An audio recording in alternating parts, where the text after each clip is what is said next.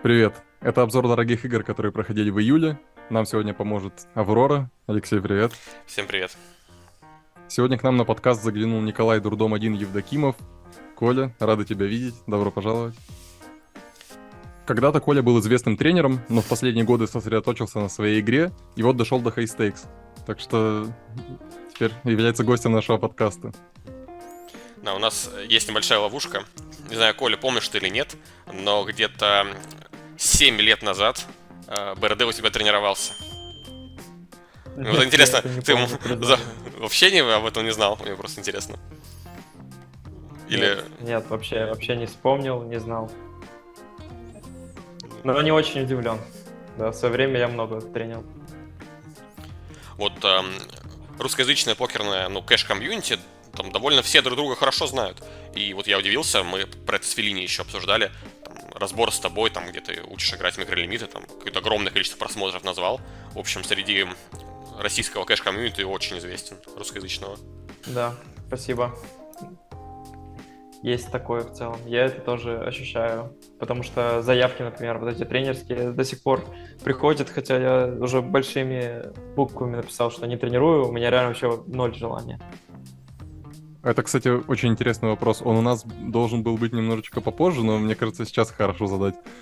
А, Из-за чего произошел вот этот вот переход? Ты очень много тренировал, а потом резко решил как будто обрубить эту деятельность. И почему так произошло? Ключевая причина в том, что я подумал, что мои результаты в карьере недостаточные, на мой взгляд, связаны с тем, что я очень сильно распыляюсь, и дело было не только в тренерстве, у меня еще были оффлайн всякие вещи, оффлайн покер в том числе, и какие-то попытки инвестировать, прочее. Я распылял свое внимание, и из-за этого недостаточно быстро рос как игрок. И мне показалось, что пора за это взяться, потому что топ ожидания лично у меня, мне кажется, от игры. Я вот в рамках подготовки к созвону с тобой посмотрел какой-то твой, еще довоенный подкаст, я так понял, у Пекаря Стаса. Когда ты был, ты не помнишь, когда он был примерно? Года 2 назад, наверное. Слушай, мне кажется, у пекаря у меня... хотя не, все верно, да, это довоенный. Да, И да, да. интересно, что, если быть откровенным, у нас практически совпадают с тобой мысли по многим вопросам касательно подхода, там, касательно каких-то вот околоигровых вещей. Ты прям, мне кажется, как будто мою базу какую-то говоришь, которую я там в БРД рассказывал. Вот, ну и с Феллини, конечно, вот мы тоже оставим ссылки. Мне лично очень, я помню, понравилось интервью. Оно, правда, уже старенькое, там, года 4, наверное, 3, может 3, но мне очень мотивирующее, скажем так. Мгм. Да, спасибо. Но Сферини вообще был молодой зеленый. Я прям не вспоминаю, забавно. Я помню, он говорил, что типа я вообще не хочу на хай-стейк сидеть, там нет денег, вся фигня. Не, ну вот она За последние там, года три. последовательно, но хорошо смотрится. Да, сори, что перебил. Ну да. Согласен, с этим согласен. Просто последние 3 года у меня вообще, наоборот, мышление изменилось, и в том числе поэтому я перестал тренить, что я решил, что чтобы я пришел на high stakes, мне нужно выбрать приоритеты, расставить их правильно. Да. Кстати, у нас вот еще будет отдельно, про это надо не забыть, но это вне записи, я потом обрежем.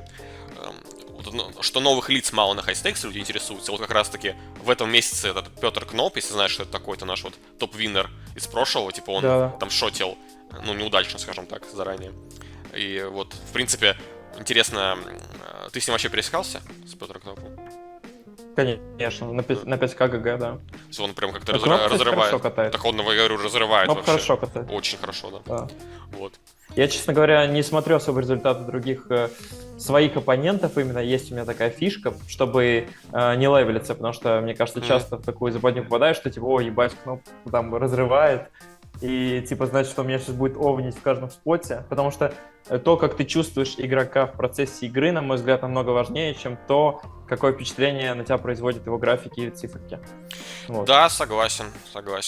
Плюс еще есть такой момент, что Часто это связано еще с тем, какой подход игрок придерживается. Там, условно, супер бомбхантер какой-то может быть, или чувак, который, наоборот, там со всеми играет, и он может быть сильнее как игрок, но при этом у него там табло будет не такое красивое. И ты под первого будешь подстраиваться и играть максимально внимательно, а со вторым, наоборот, такой, да, еще он нулевой там, ничего не понимает. А на деле ровно наоборот. Ну да.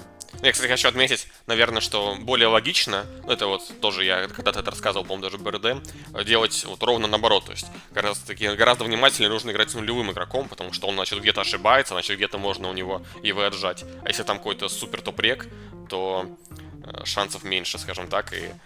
Ну, то есть, понятно, что в идеале везде много внимания, но как раз-таки, как это говорится, с випами и с более слабыми регами тебе нужно как раз-таки еще больше внимания уделять, чтобы понимать, где ты их обыгрываешь. Ну, я вот помню, так учил кого-то. Я довольно давно читаю твой блог, Коля, и слежу за твоей карьерой, и у меня сложилось впечатление, что у тебя очень системный подход, и что информация очень последовательно ложится друг на друга. Хотя я знаю, например, даже по себе, что у меня во многих темах хаос. Каким образом тебе удается вот именно так систематизировать информацию? Это какой-то подход или просто особенности восприятия? Мне кажется, вообще хаос — это отличное описание вообще, в принципе, всего покера, когда его начинаешь изучать, и более системный подход у тебя, когда ты хуже шаришь. Вот в начале, может, у меня он был, когда я еще был слаб как игрок. Чем я сильнее становлюсь, чем больше изучаю, тем у меня больше хаоса. У меня постоянно впечатление, что, типа, у меня есть куча непроработанных моментов, куча веток, в которых полный хаос, но... Ключевое, мне кажется, это не то, что нужно стараться все как-то очень хорошо систематизировать, а то, что нужно просто продолжать стараться что-то делать. Что-то изучать, что-то смотреть, просто мыслить, как-то рассуждать о покере. И вот тогда происходит рост, а не тогда, когда у тебя по полочкам все разложено. Это не так важно. И разложить очень трудно, на самом деле.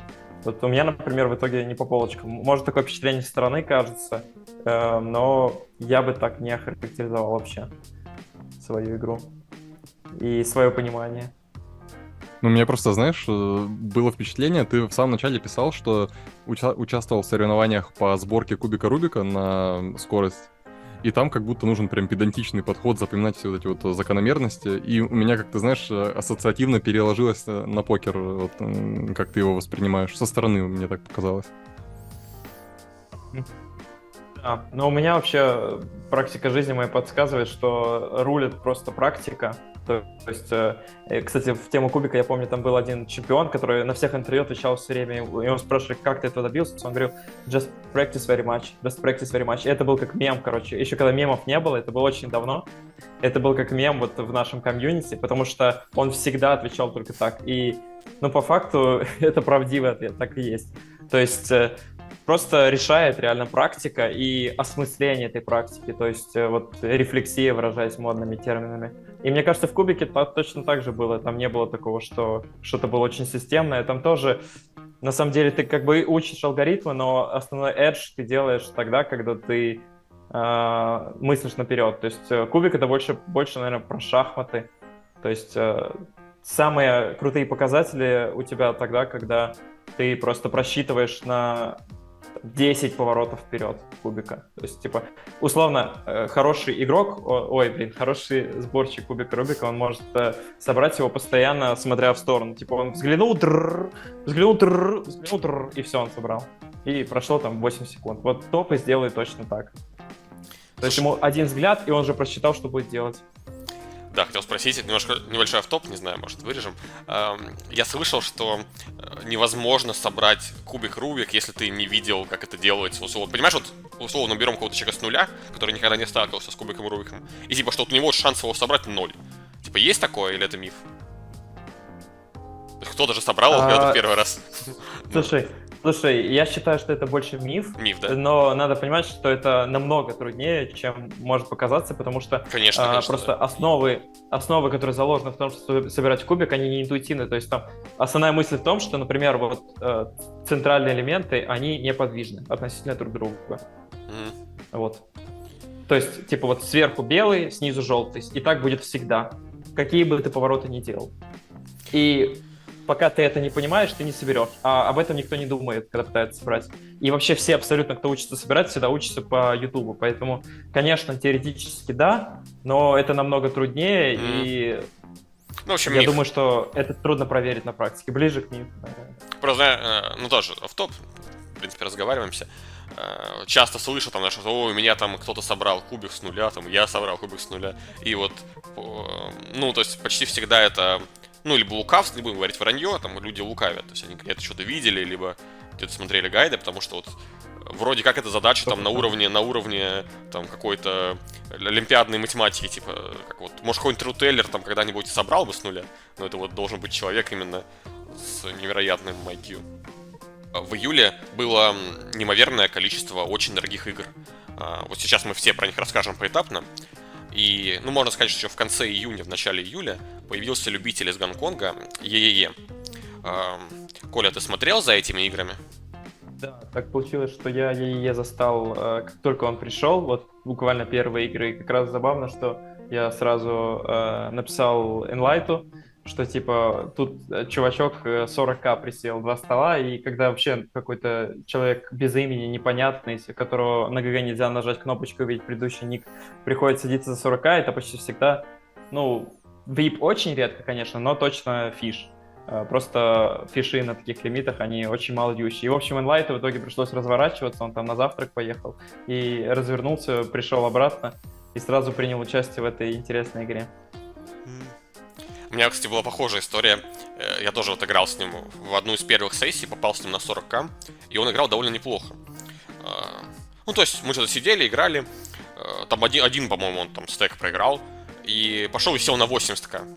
Я сижу, думаю, блин, садиться за ним за 80к или нет, там еще 80 санты с большим. Это на самом деле полноценный на 100 тысяч. Думаю, пожалуй, не буду. Тоже написал Enlight'у, тоже Enlight пришел, сел. То есть у нас с тобой похожая логическая цепочка строилась.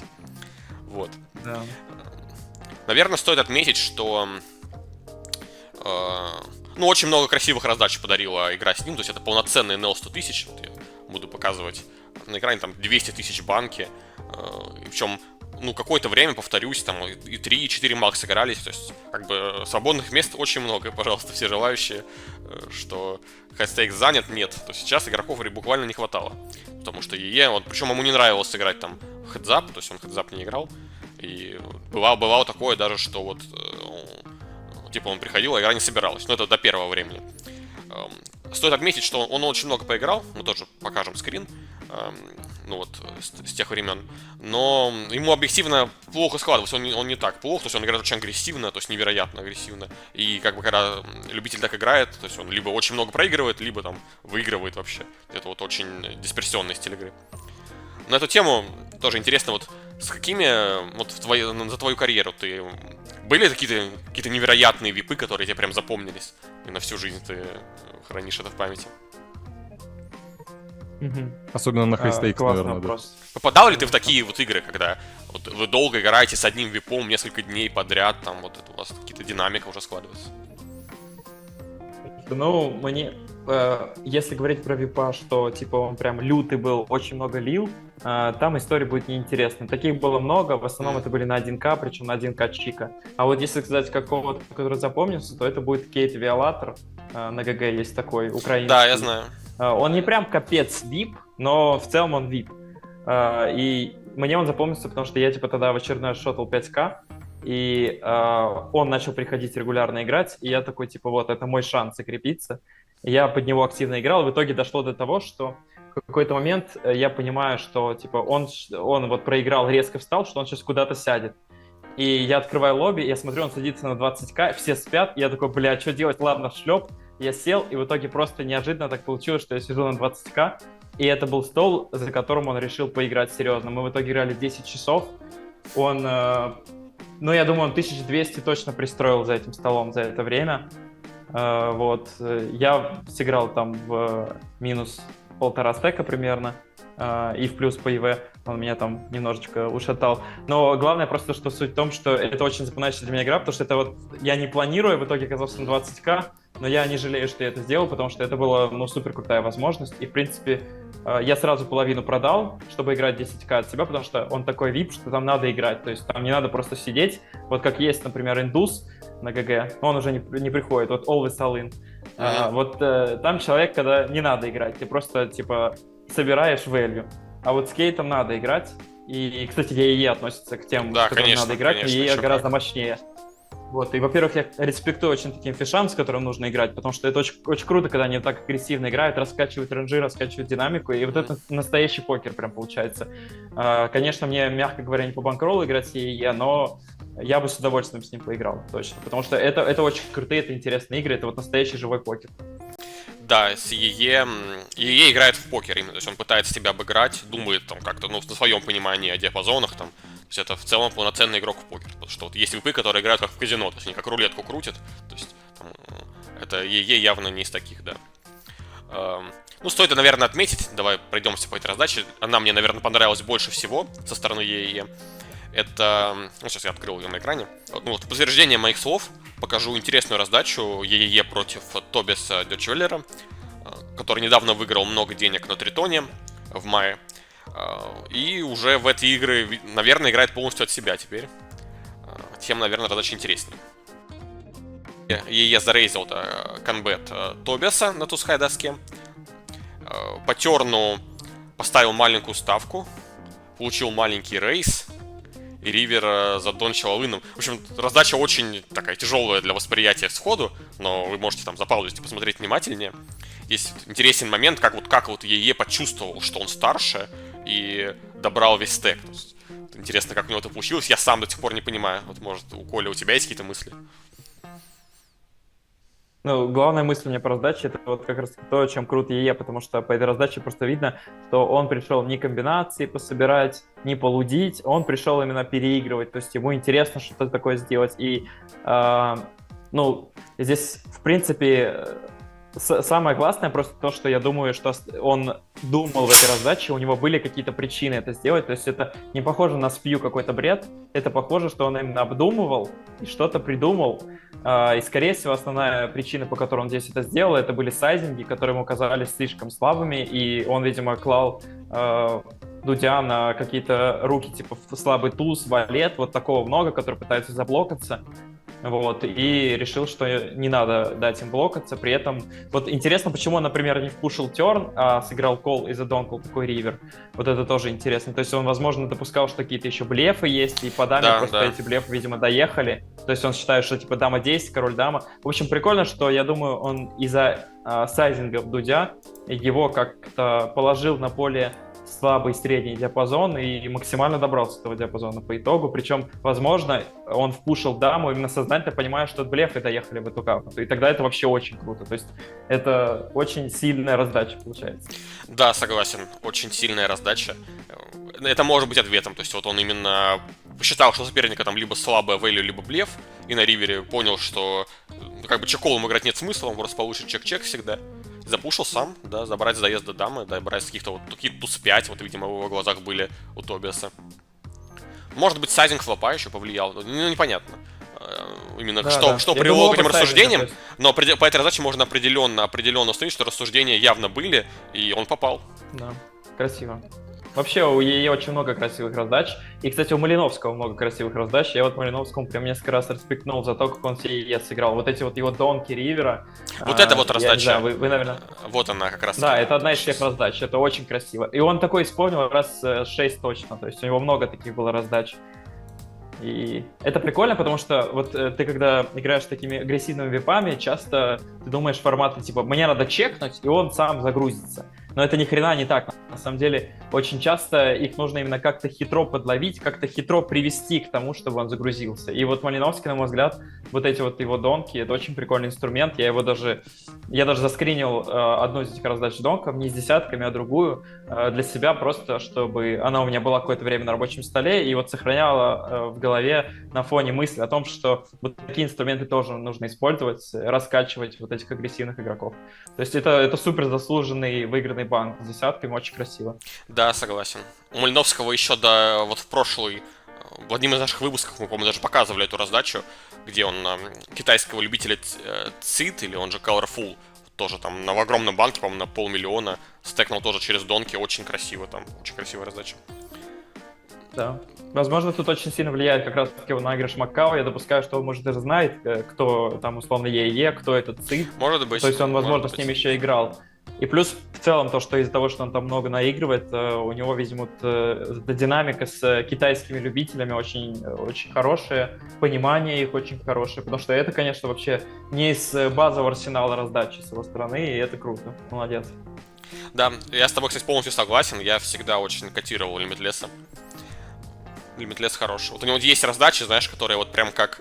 Ну вот все идеально, вот все по всем улицам, то есть вот он ведет какой-то диапазон, там идеально просто с него выбирает сайдинг, идеально отыгрывает, то есть логичная линия, то есть у него таких много довольно. То есть я вот когда готовился еще к нему, то есть очень... Меня очень игра впечатлила. Поэтому как бы я был удивлен, когда Стефан настолько его вынес в Х. Да. Кто бы знал. Ну, следующее событие, которое тоже стоит обсудить, это China's Tiger. Вот он появился примерно уже можно сказать не что после, но в конце игр с ЕЕ. И тоже покажу там несколько скринов. Началось все с того, что он выиграл 1000 ББ банк у Таксхира.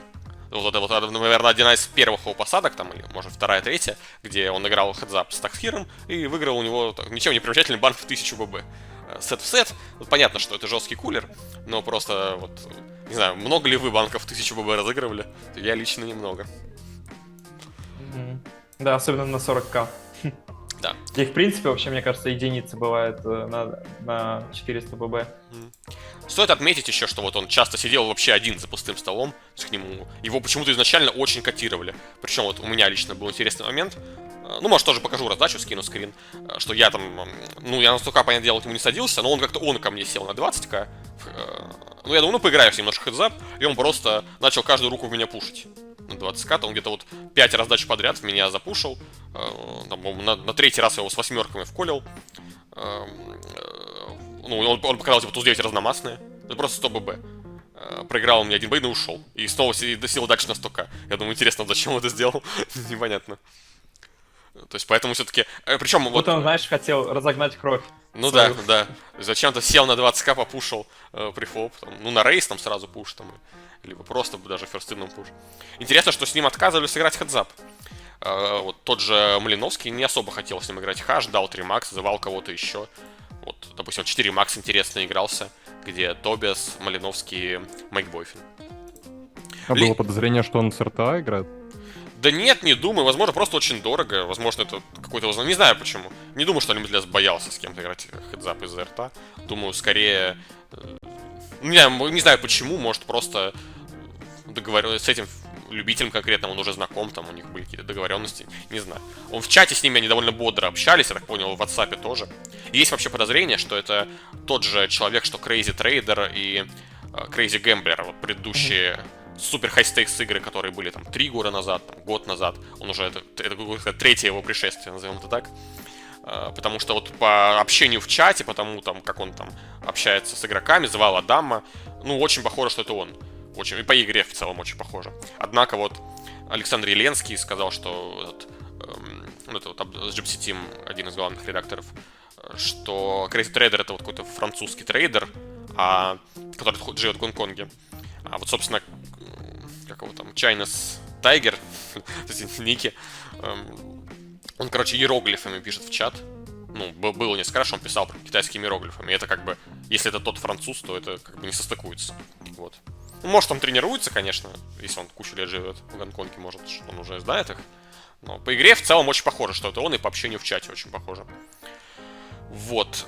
Что я хотел сказать, кстати, вот те игры 3 года назад, ты смотрел их тогда, или ты вообще про них не помнишь? Когда вот первые 200 игры на ГГ, они где-то месяц шли, вот месяц активной игры. Где когда Трутеллер в конце где кончилось тем, что Трутеллер начал флипать ноулуками по 600 тысяч с этим, ну да. Это, можно сказать, уже легендарная игра. Говори, сори. 100%. Единственное, что смущает, это то, что ты говоришь 3 года назад, потому что кажется, это вообще было вчера. Но да, я их помню. Я хорошо это помню, это осень 2020-го. Я помню, потому что мне несколько людей хотели меня забэкерить все игры. Я сидел, думал, а там еще многие вот играли на жестком бэкинге тогда. И, я, короче, побоялся. Все-таки 200 тысяч можно, так сказать, карьеру себе закончить, скажем так, если неудачно выступишь. Вот, но они месяц шли, и там в целом кто-то в них только не играл, какие-то турнирные игроки, там еще такой состав регов был довольно слабый. Вот на эту же тему вопрос. Вот эти знаменитые регвары в прошлом, вот один мы обсудили, может быть, и тебе еще какие-то приходят в голову, которые вот мы про эту тему говорим, и ты сразу, хоп, вот этот регвар я помню. Есть ли что-то такое? Может быть, что-то разбирал. Мне, допустим, например, сразу приходит в голову регвар Кати, Муниза и Лимитлесса. Вот я его хорошо очень помню, я к нему его разбирал активно. Да, слушай, ну, такие я не особо застал, даже не следил. Мне вспоминается все-таки такая новая школа. Было, короче, один из предшествий Стефана.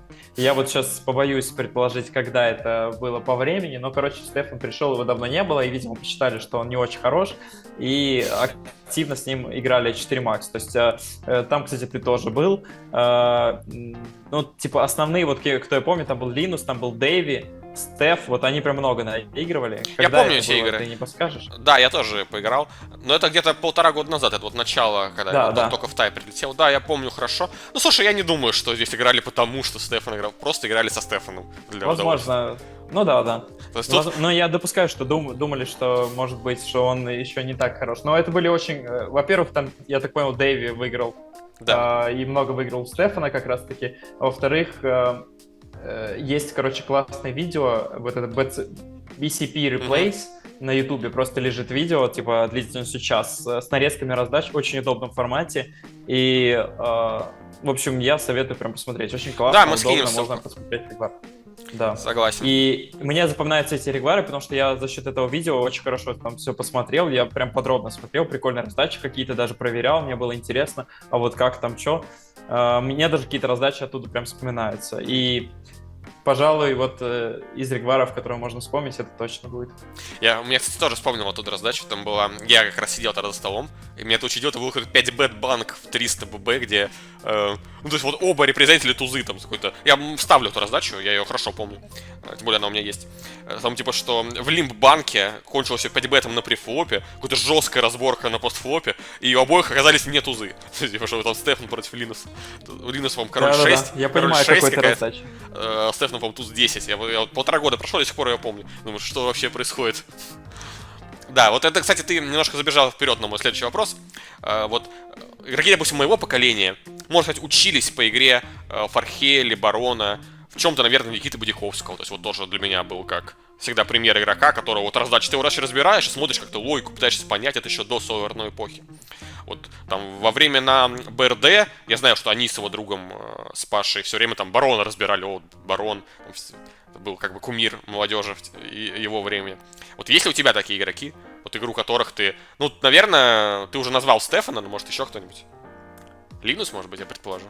Бойфин очень нравится, как катает вообще. Бойфин очень крутой. И мне нравится, что Бойфин очень свободный какой-то. Вот, то есть он так размашисто, вот, типа вот если он бы рисовал картину, он бы вот так вот прям херачил, мне кажется, как-то. Это очень прикольно. То есть этот стиль, он просто более интересный. У Бойфина очень много каких-то чокнутых раздач. Вот похожее было у Lucky CPS, кстати.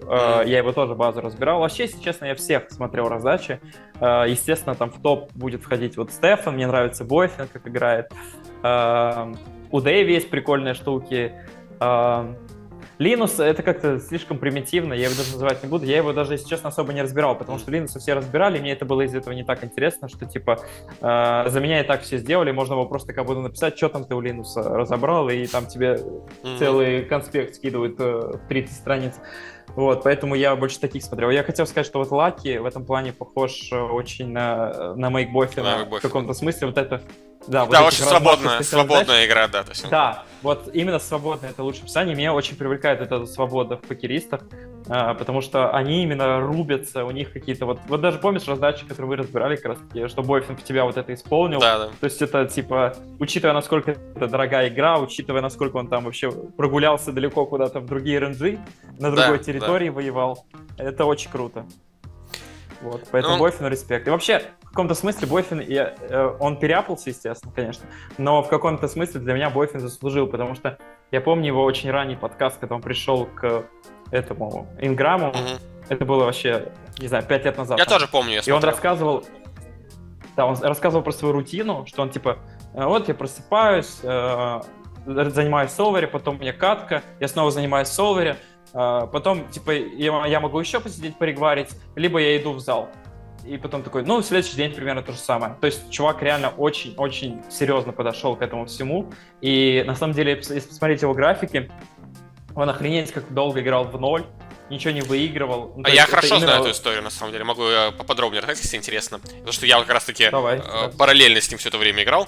И вот Бойфин играл раньше очень много столов. То есть вот он был период, когда... Это еще до введения 4 столов, я говорю, на стартах. Это вот период сильно до. Он довольно прилично мультитейблил. Причем на каких-то средних лимитах, там NL200, NL400-600 тогда были лимиты. Тогда еще не было лимита NL500. И потом в какой-то момент... Он про это даже где-то писал, по-моему. Ну, либо, может, я это так запомнил. Вот Бойфин жестко перешел в режим, что он абсолютно перестал мультитеблить. Он играл только Покер Старс и один, максимум 2 стола. И так продолжалось, наверное, где-то вот, не совру, где-то год. Просто вот я там сидел в лобби, просто приходил Мак Бойфин, играл с тобой один столик. Вот один столик, там 2К. Вот он сидит, и вот один столик сидел, играл очень медленно. Я не понял, зачем он это делает. И в какой-то момент он там потом начал играть 2. Вот он вот так на 2 столиках постепенно всех обыграл. Подучился, поднабрал форму и ворвался на хайстейкс. Причем... Это опять же очень классно.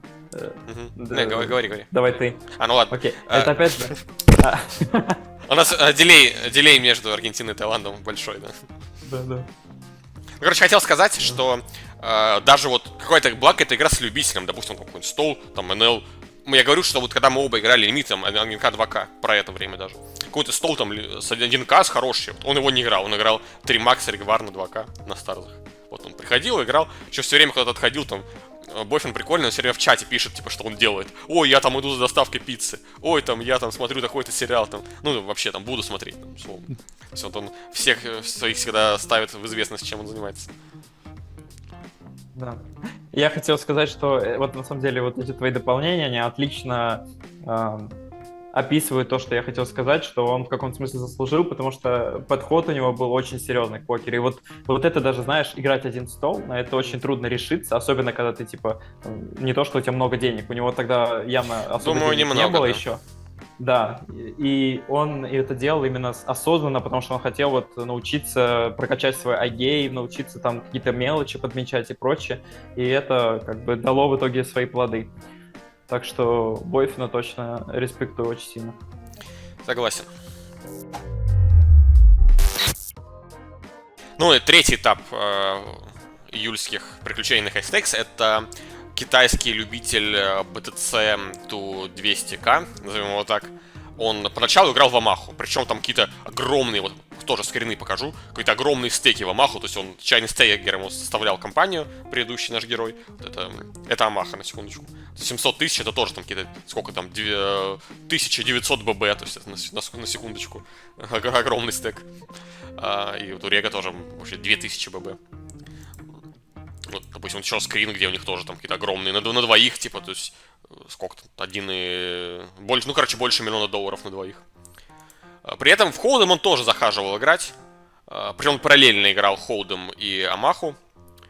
Один столик Холдем, один столик Амаху. То есть очень так, как это сказать, ну, выглядит, что человек получает удовольствие. То есть, вот, я, наверное, если бы я тоже был сверхбогатым, я бы, может, тоже так поиграл. Столик Холдема, столик Амахи.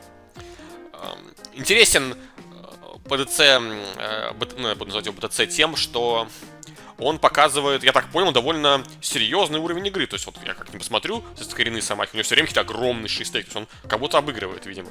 И там какие-то люди вот вообще, тоже я немножко знаю Амаху, сцену хастег Самахи, но там какие-то, с ним играют какие-то люди, которых я тоже до этого не видел. В общем, вот, ну, помимо Crazy Tiger. То есть игра выглядит довольно интересной. Конечно, там на ГГ в Амахе довольно плохие условия, и, возможно, поэтому игра скоро закончится, потому что слишком уж много комиссий платится. Но, как минимум, вот эту неделю экшен был сумасшедший. Да, вот как раз-таки в тему игр с BTC. Вот у нас мы в прошлом выпуске в прошлых выпусках освещали эту тему. Да, в целом люди спрашивают, что мало новых игроков, которых мы видим на Super High Stakes. Обычно это все одни и те же лица.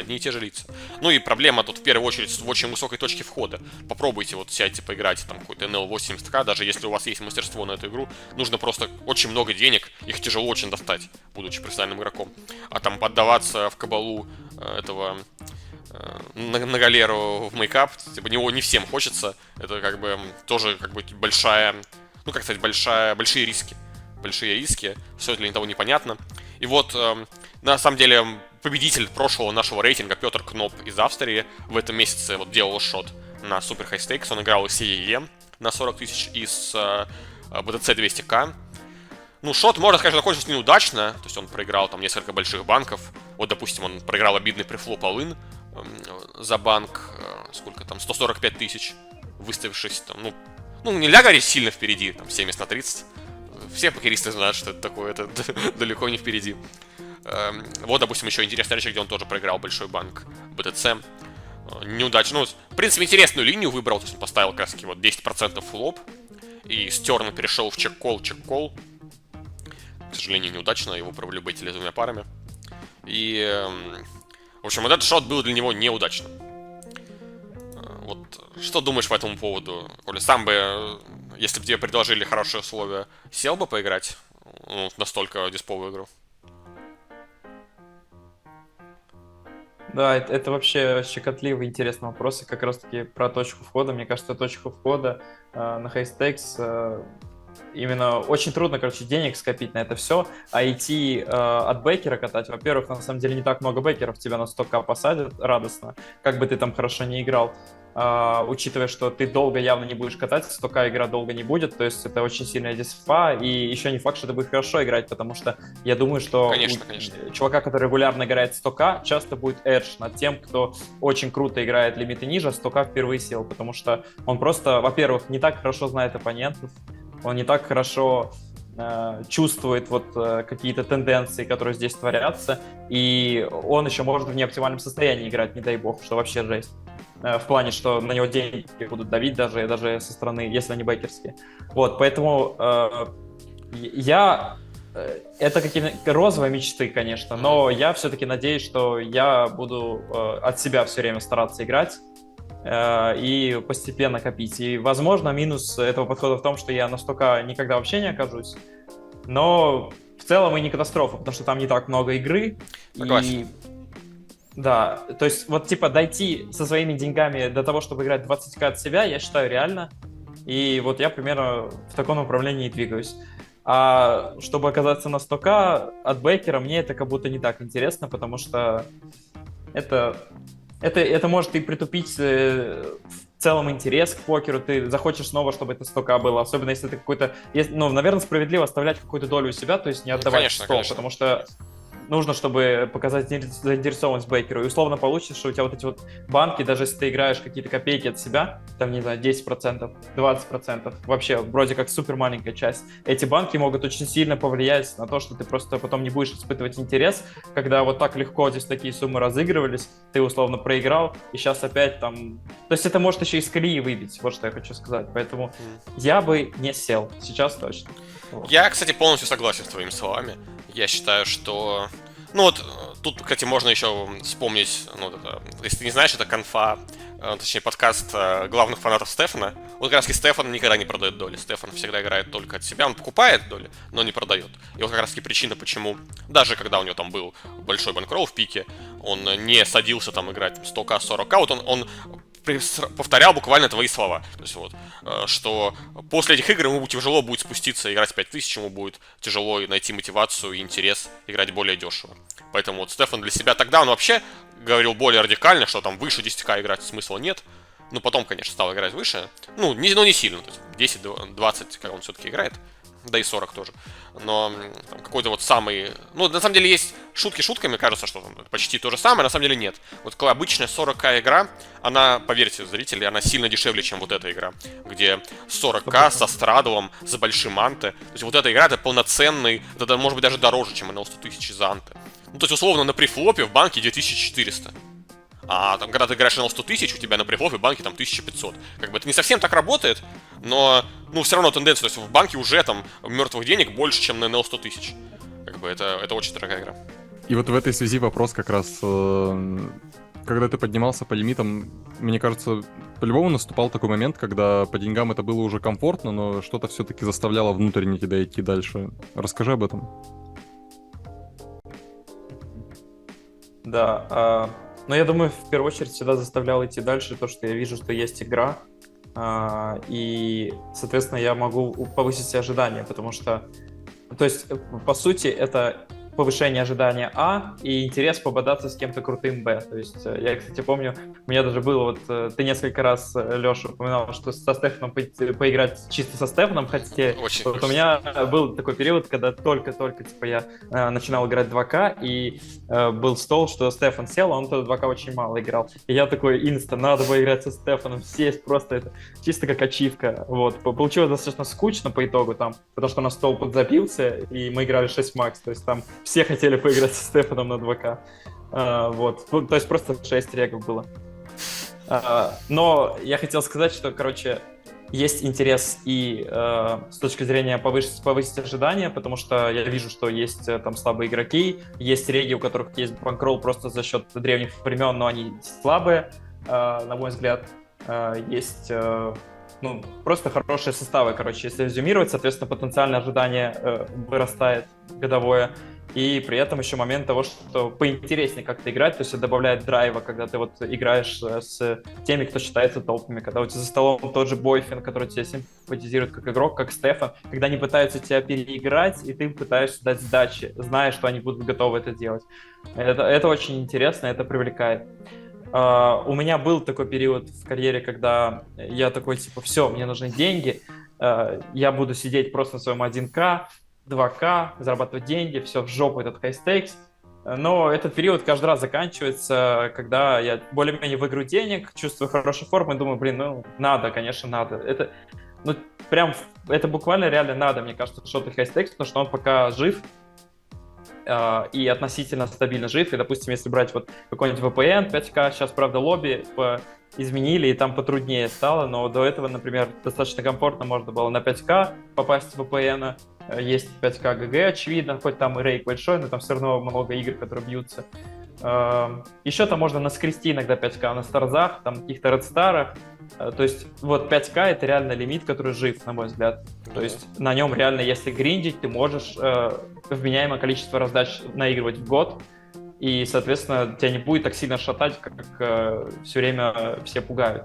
Другое дело, что, допустим, было бы интересно и пытаться регварить 5К, но регварить, во-первых, на ГГ это невозможно из-за рейка, регварить можно только на VPN, получается, ну и для регваров на VPN, учитывая какие там составы на этом 5К, очень много нужно денег. Но в целом это мне тоже было бы интересно, потому что у меня есть вот этот интерес пободаться. Я, например, очень любил в свое время Чик 1К, когда у нас были там игры, где было очень много регваров, мы там все друг друга знали, мы все друг с другом общались, и мы очень круто, прям жестко рубились. Мне это было безумно интересно. Вот. К сожалению, такого сейчас у меня нет, потому что мне не так интересно играть. Чика стало. И у меня есть вот 2К регвары, которые я себе позволяю, а 5К у меня типа нет банкролла для них. Но в перспективе я бы хотел и это тоже поиграть. Спасибо за ответ, очень интересно. Я согласен, что удовольствие от игры, вот особенно про Стефана, когда ты говорил, да, это так. Я думаю, всем стоит попробовать с ним поиграть, это очень запоминается. На тему Стефана есть еще интересная история, что как-то есть такой известный британский игрок, Кленти, тренер для Run It Once, записывает видео. Ну, на самом деле, те, кто играют дорогой кэш, они его знают, кто это такой. И забавно, что вот когда он сел играть, он специализируется еще и на хедзапе. Он сел играть со Стефаном, и вот как бы буквально его цитата, что я играю, и я не понимаю, что происходит. Почему в каждой раздаче меня выводят на стек? Почему он играет с триботом 60? Как он это делает? Что? Почему? Я никогда с таким не сталкивался. Я понял, что мне лучше просто закончить сессию и уйти. Это типа не моя война, я никогда с таким не сталкивался, и я понял, что я к такому еще пока что не готов. Вот, буквально его цитата. Была, кстати, интересная мысль у кого-то на этот счет, возможно, даже у самого Стефана, точно не помню, что оппонент в хедзапе, если он очень компетентен, он тебе вот место не оставит, где ты можешь спрятаться, в отличие от 6 макса, и поэтому это очень прикольно, по-моему.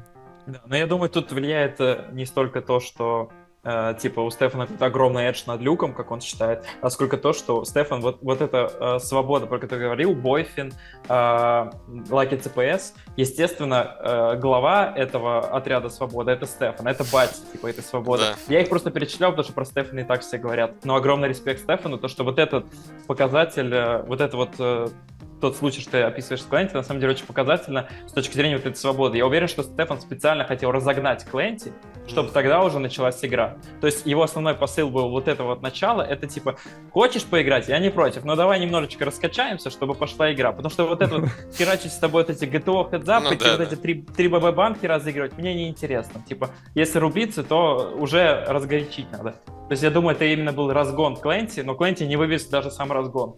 Хотя Стефан просто хотел его разогнать, и дальше мы бы поиграли.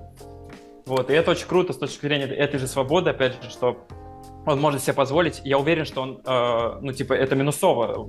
3-60 в хедзапе против понимающего, это минусово, очевидно. И я думаю, конечно, Кленти преувеличил, но что-то подобное Стефан мог творить. Он легко мог не преувеличил. Там, не знаю, 35. Он не преувеличил, да. То есть это очевидно, что это минусово, но Стефан это осознанно делает, он позволяет себе вот это делать именно с какими-то идеями на будущее, на перспективу, или просто потому, что ему так интересно сейчас попытаться вот так вот разогнать. А сможет ли Кленти сразу противостоять правильно этому? Типа моментально прям подстроить, прочувствовать это и прочее. Это очень круто, короче. Вот я огромный респект испытываю к игрокам, которые на это способны, и таких на самом деле очень мало. И я вот, например, изначально вообще не такой. Я вообще не такой, и я пытаюсь себе это развить, и это капец как тяжело развивать. Поэтому я так и респектую. Да, согласен, у меня все то же самое. И отмечу, что это не преувеличение. То есть у Бати реально есть режим. Ну, вот, игроки, кто с ним много пересекается, его знают, это вот...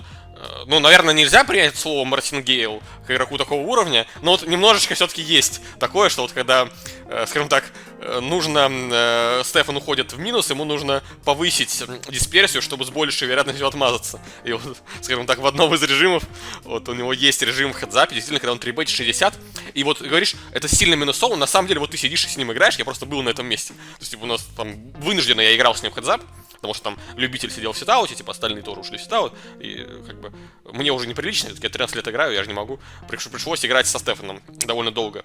И вот он тоже играл в этом режиме, потому что он был в замазке. И непонятно, что делать, потому что вот, ну что ты можешь начать пушить в него какие-то карманные пары, там, да, допустим. Он тебя холит по 10-9. У стеки быстро становится какие-нибудь 180 ВБ, и уже 180 ВБ уже вообще, ты уже 180 уже пушить не можешь. А он тебя требует, и еще там на рейс 2.2, он тебе ставит 7.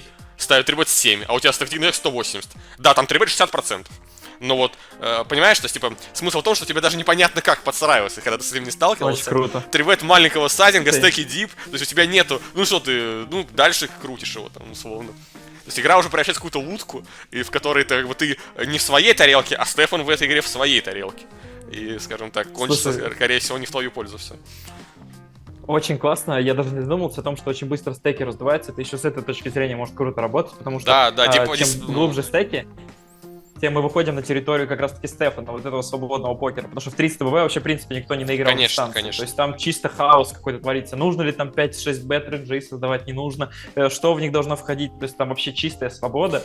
Конечно, и с этой точки зрения разогнать ему может быть вообще очень плюсово, потому что в этой свободе, учитывая, что по природе большинство из нас не ты, все покеристы не ты по природе, мне кажется, учитывая, что потенциально против тебя играть человек, которому будет не очень приятно играть какие-то дорогие, разогнанные, хер пойми какие банки, то это может быть очень интересная идея со стороны Стефана, типа разогнать диспу, разогнать стеки и дальше вот создавать кучу вот этих неприятных ситуаций, когда, как Кленти сказал, тебя постоянно выводят на стек, да. И причем, ладно, тебя выводили с переблефом, это каждом типа, банке, как будто бы нетрудная стратегия, да, а там тебя будут выводить так, что еще и морджить тебя будут как свинью, и ты в каком-то споте подумаешь, что, блин, сейчас я его отобью, он вообще какой-то псих, он просто лудит, а тебе покажут там типа топ-пару с топ-кикером, а ты заблокетчил по топ-паре там с третьим кикером, потому что он здесь не может ничего пушить, кроме сета, да.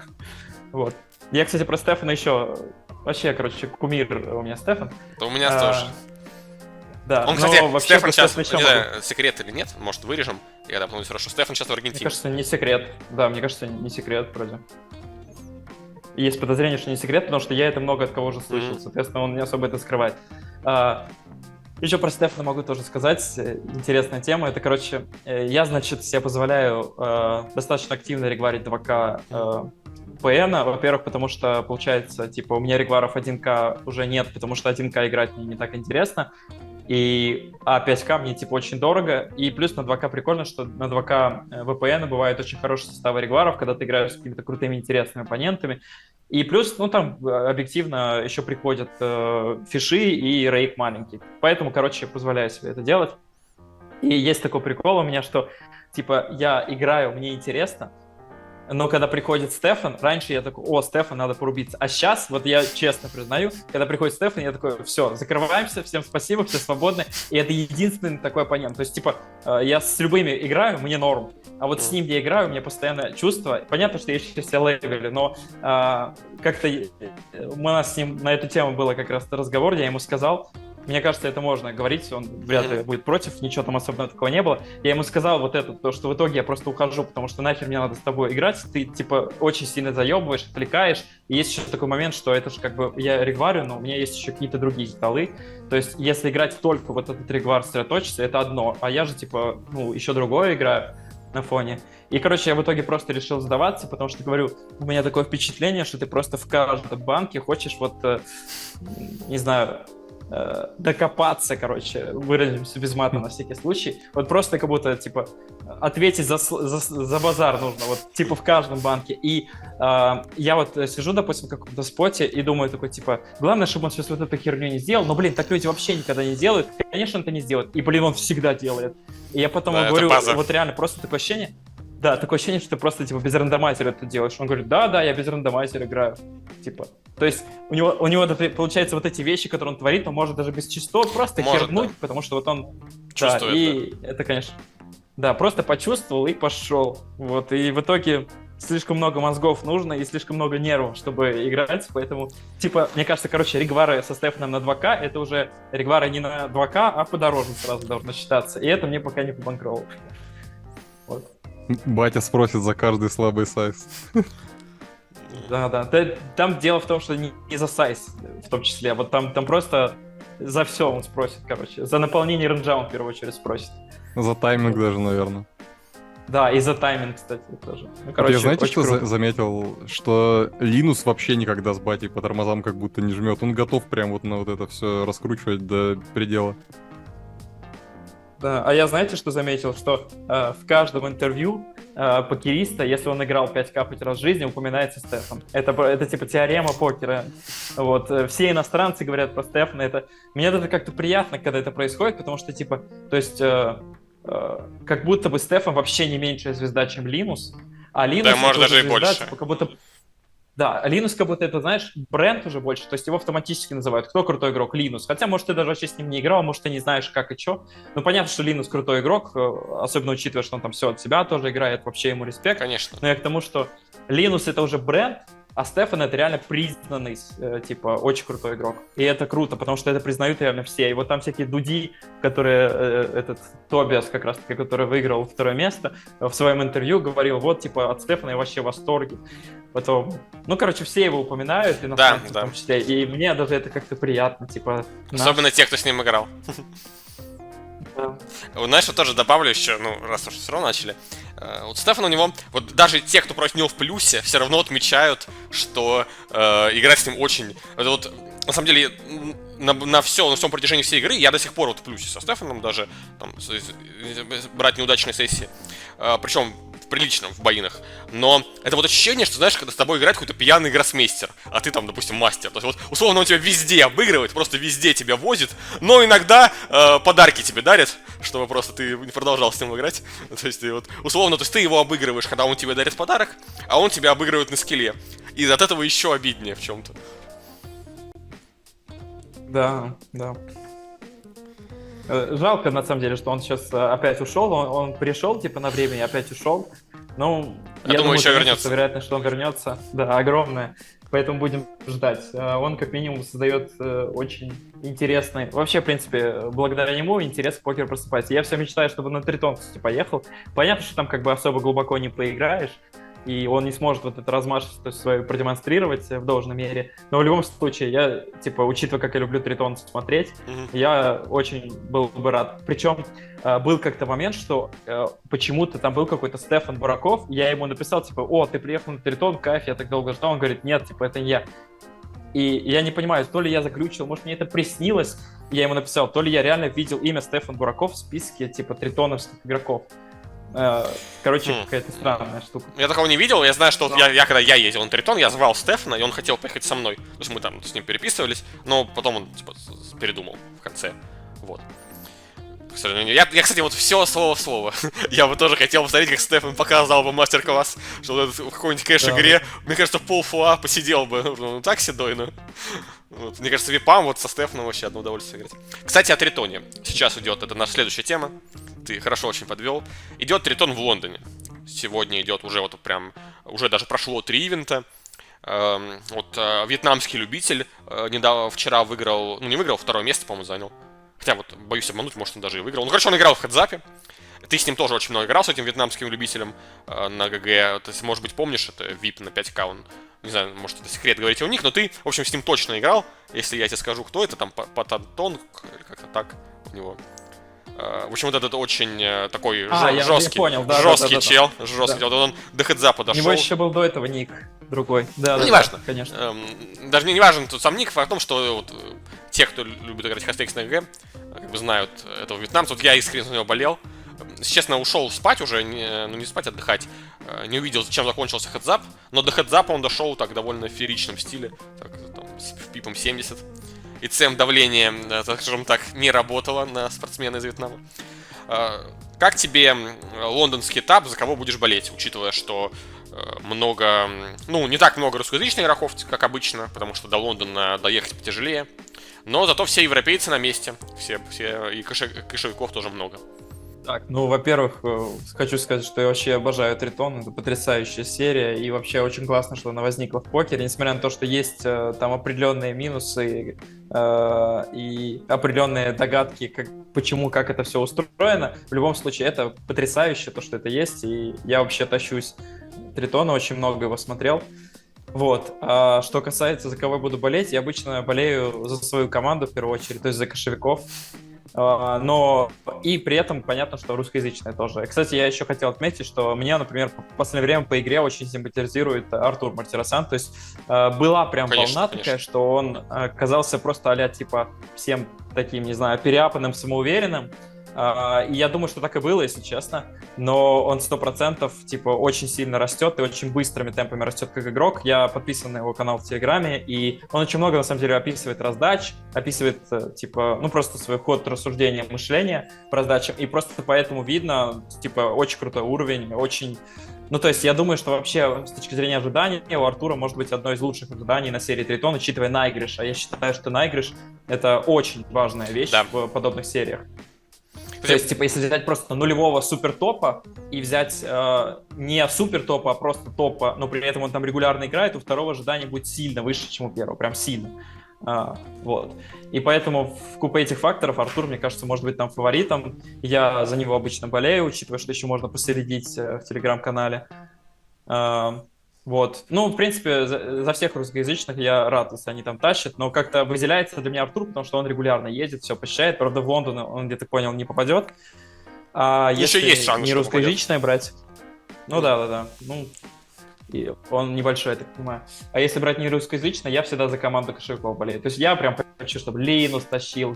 Причем мне очень нравится, на самом деле, Линус тем, как он размашисто на Тритоне, опять же, играет. Вот Линус прям проникся этой свободой, как будто наигрался со Стефаном много, и он прям ее перенял. То есть там у него бывают такие раздачи лютые, он прям так смело трибетит, вообще там за рейнджов всех, чисто на пуслоп скилле давить потом. Ну, то есть он очень классно, прикольно играет Тритон. Я думаю, кстати, его результаты на Тритоне, которые, я так понимаю, очень хорошие, они не только связаны с диспой, но и с тем, как он хорошо подстраивается, как он всех там знает, хорошо знает поле. То есть у него тоже наигрыш сильно влияет, и учитывая, что у него очень большой арсенал эксплойтов, в сумме с наигрышем это делают прям машину такую. Вот, в принципе, я и за Игнасио буду сейчас болеть, и Дэйви там тоже появился. Ну, короче, за наших пацанов, кошевиков я всегда болею. Я помню, когда как раз Маркус, мой любимый мейкбойфренд, приехал впервые, я прям очень рад был. Просто увидеть его лицо, рад, что все хорошо у него сидит в своих очочках.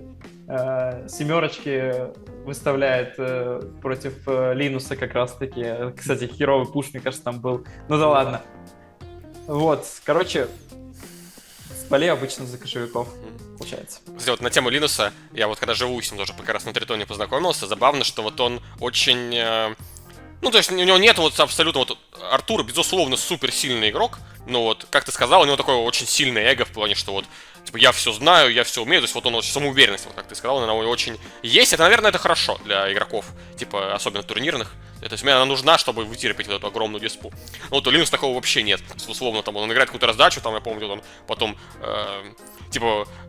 вылетает, короче, по-моему, из какого-то, не помню, какого именно турнира, что ли, по 50 тысяч, что-то еще. Типа, ой, вот тут, походу, я сделал Сэм суицид. Там как-то так, то есть у него... Он абсолютно очень критичен, типа, к своей игре и вообще не парится по этому поводу. Прикольно, я как раз хотел заметить, что они вдвоем имеют два ярко выраженных качества, которые очень важны, чтобы стать прям топ-топом. То есть первое — это вот эта самокритичность, потому что я, например, по примере Ильяса, которого я тоже очень симпатизирую как игрок, вижу, насколько можно быть самокритичным в покере. То есть я, типа, в километрах от него по самокритичности. Он настолько докапывает до себя в любых спотах, в любых раздачах, вообще в каких-то тонкостях. Очень жестко, и причем настолько жестко, что я даже вижу, как это ему боль причиняет. То есть, типа, это портит там ему настроение и прочее. И для меня это вообще какой-то другой мир. Но при этом это реально формирует вот это вот очень крутое мышление, развивает твой гейм и прочее. И получается, как бы Линус берет вот это, возможно, он тоже такой самокритичный. А Артур имеет вот это дикое эго, типа уверенность в себе, которая, мне кажется, тоже очень важно. Причем не только для МТТшников, для всех игроков, потому что, как минимум, без крутого эго ты не пойдешь батлиться со Стефаном. А если ты не будешь батлиться со Стефаном, ты не сможешь настолько сильно вырасти как игрок, настолько сильно всем доказать, что ты крутой, условно. То есть, а если у тебя этого эго нет, ну, как правило, ты просто не дойдешь до вот этих очень решающих битв, которые тебя выстрелят сильно вперед, даже не только с точки зрения результатов, но и с точки зрения понимания, потому что когда ты воюешь уже с очень крутыми, они тебя очень сильно еще и прокачивают параллельно. Ну, кстати, Ильяс, игра как на пример... другом уровне.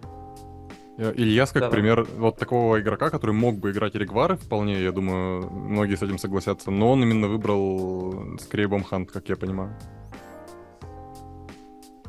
Ну, я думаю, что у него что-то посередине. У него просто, я думаю, что его выбор — это деньги. Он, как говорит постоянно в своих интервью, что он не любит покер, Да, ждет, когда он Ильяс не закончит любит покер, да. Он просто зарабатывает деньги. Да, он просто зарабатывает деньги, поэтому подход держит такой, в котором зарабатываются деньги максимально.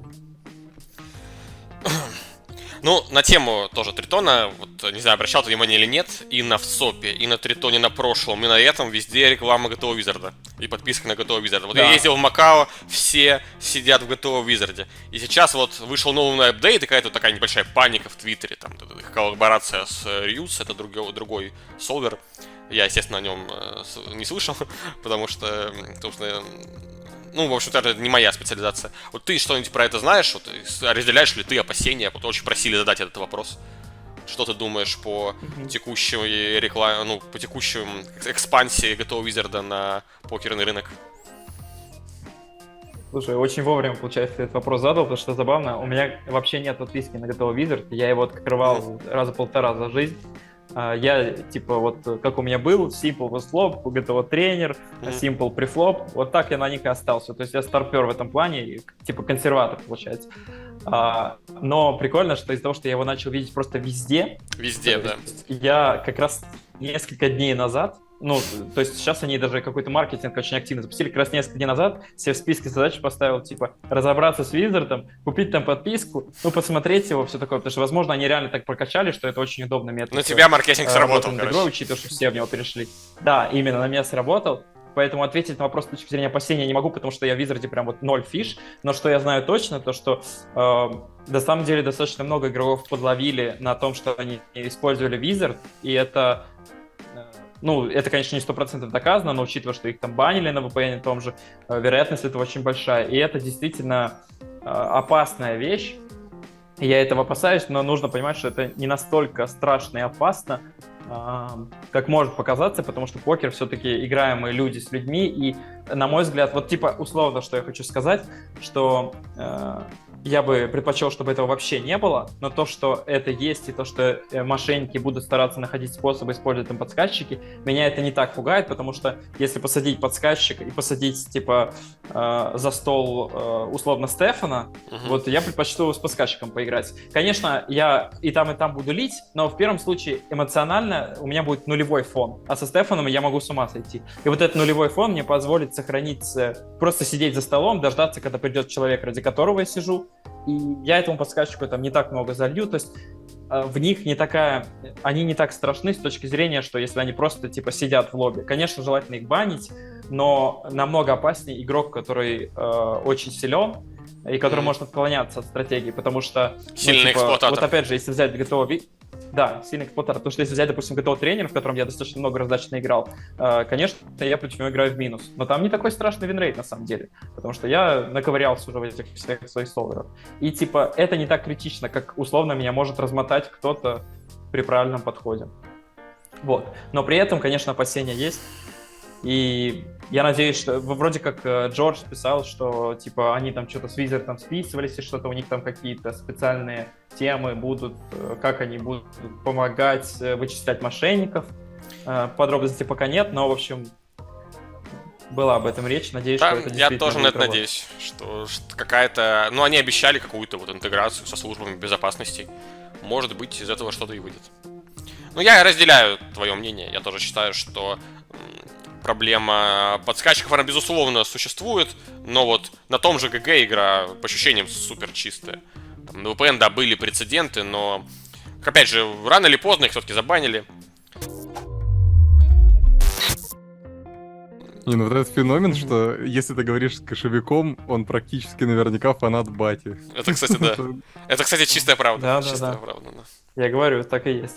Кстати, Дэвид Джонс, если что, это Роберто Перес. Так будет проще найти. Спасибо, Роберто П. Я, кстати, не знал.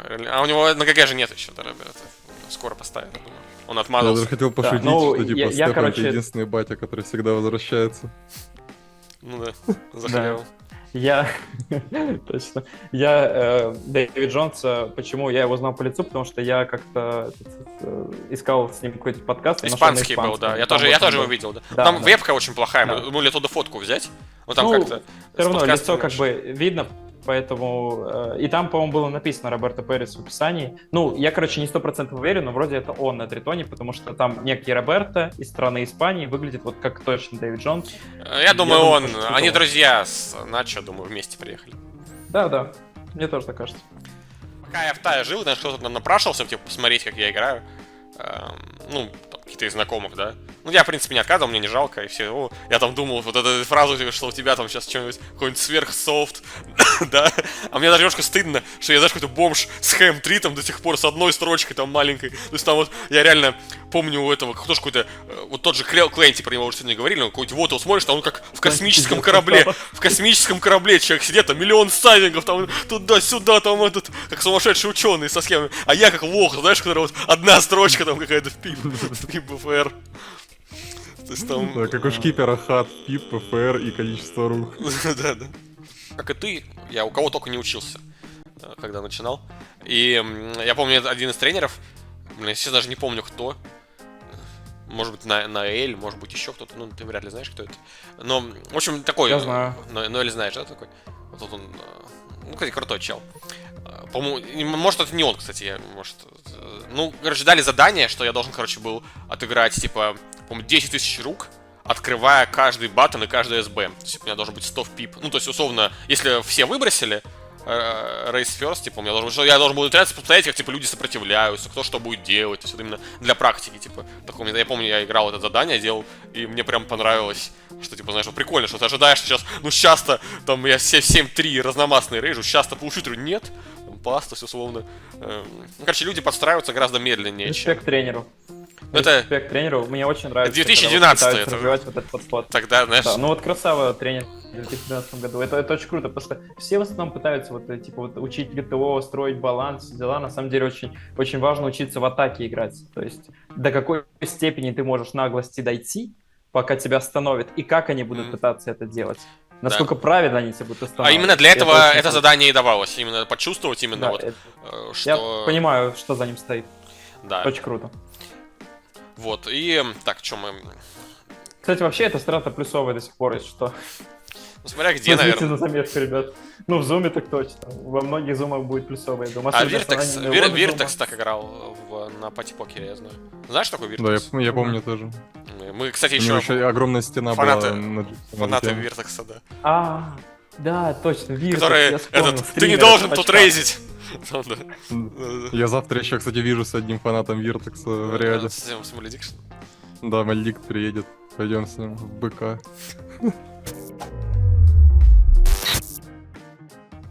Ну и будем потихоньку переходить к топ-10 этого месяца. Давай посмотрим, кто как выступил, у кого какие результаты.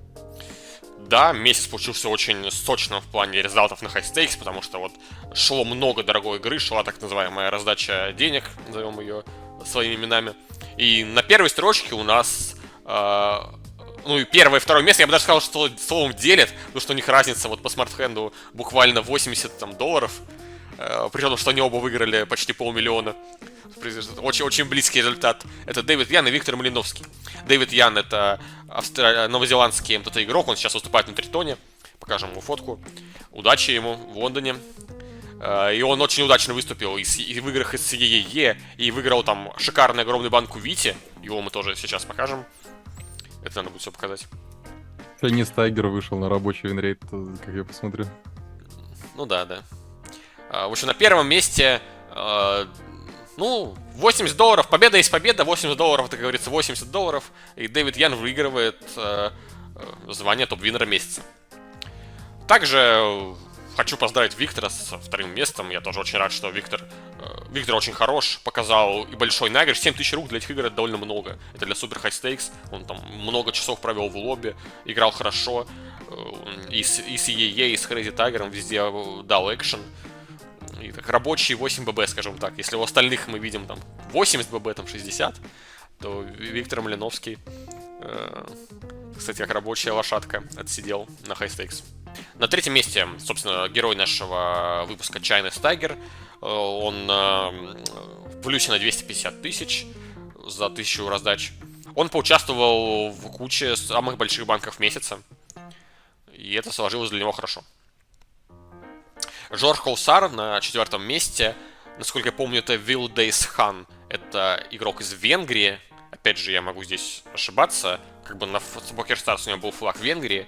Какой у него флаг, какой национальности в реальности, я не знаю. Вроде бы на ГГ у него сейчас австрийский флаг, но это ни о чем не говорит. Из Австрии играют очень много игроков, просто потому что там, ну, удобная система налогообложения, и там вот много... У них там неплохое покерное комьюнити. Жорж Хусауэр очень успешно выступил и отыграл неплохую дистанцию, много раздач тоже, поучаствовал и в играх с EEE, и просто там в большом количестве 20к и 40к игр. Стоит отметить еще хорошие результаты Ошпеля, который тоже практически 200 тысяч выиграл, показал отличную дистанцию и наконец-то ему как следует сложилось на ГГ. До этого у него, ну, на все дистанции на ГГ у него не очень хорошие результаты. Относительно, конечно, тех шикарнейших результатов, которые у него на PokerStars. Но вот в этом месяце он картину улучшил. Линус, даже несмотря на проигрыш огромного банка, расположился на 7-й строчке. На 8-й строчке Дмитрий Гриненко, я с ним знаком, познакомился в Таиланде. Это очень олдскульный игрок, он вел еще очень популярный блог на Poker Strategy, Flying Smile, у него ник на Poker Stars. На Poker Strategy у него, по-моему, тоже Flying Smile был. В общем, это такой олдскульный Black Member, давно играет, и вот в июле он хорошо выступил на VPN, там была дорогая тоже игра на 20к, и как бы вот он показал шикарные результаты. В играх с EE он тоже успел поучаствовать, но там ему не так хорошо сложилось. Однако, думаю, мы еще увидим его на High Stakes. Вот в этом месяце он наиграл большую дистанцию и провел много часов в лобби. На 11 месте I Love Vril Laville, герой свежего выпуска Mechanics of Poker.